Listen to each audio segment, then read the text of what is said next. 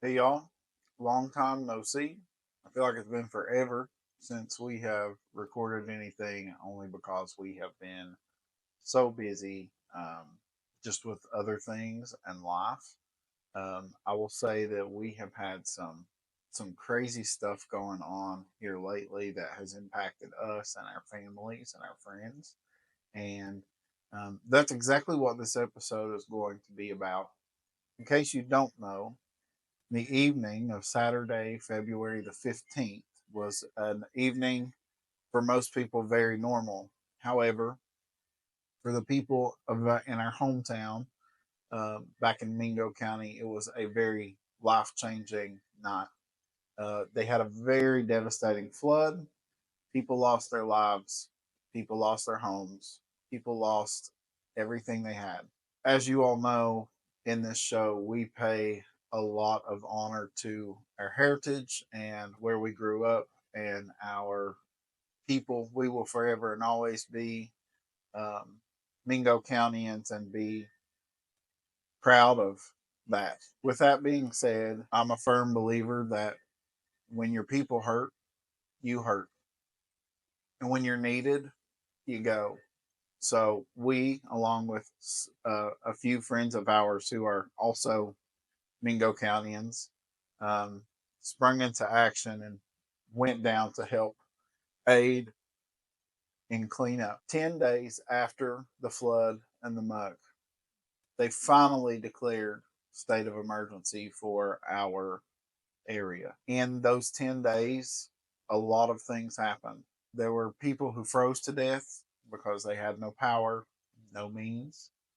There were people who had animals starved to death because people could not get to them, people without food. It's a very sad and devastating situation. Rebecca and I not only went and helped, but we've been trying to figure out a way that we could do something else for them. Um, it's been neighbors helping neighbors there. It's been people who have lost everything more concerned about their neighbor and going to feed and aid and help with them. We just wanted to give back. So this is going to be a little different. We're going to be just airing photos of the flood for this episode, just so you can see some of the devastation and what it's like for those people. During this episode, there will be a link and a QR code aired the whole time.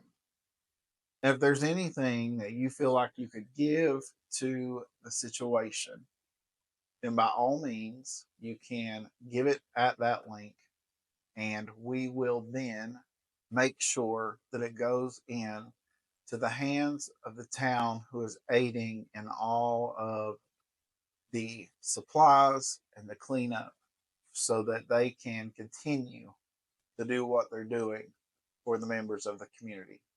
So, with that being said, we love y'all so much. Thank you for your support.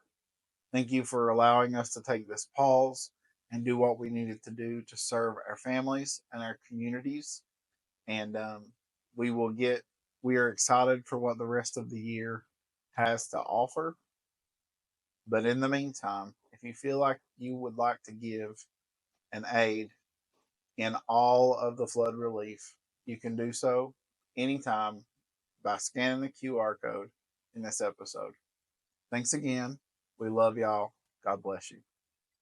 Hey y'all, we're Josh and Rebecca Addair, and we are so proud to share our story with you. From being raised in a small coal mining town of Matewan, West Virginia, to moving to our dream home in East Tennessee.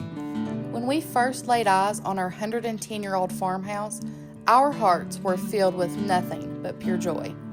We knew right then that this place was going to be our sanctuary and a place for others to gather and experience true mountain hospitality. We're true Appalachian folk who show our love with a good meal, laughter, a helping hand, and a prayer when needed. Our goal is to give you an authentic look into the Addair family and the wonderful craziness that is our blessed life. So y'all come on in and make yourselves comfortable. We're glad to have you here, and we can't wait to share a little slice of mountain life with each of you. Welcome home, friends.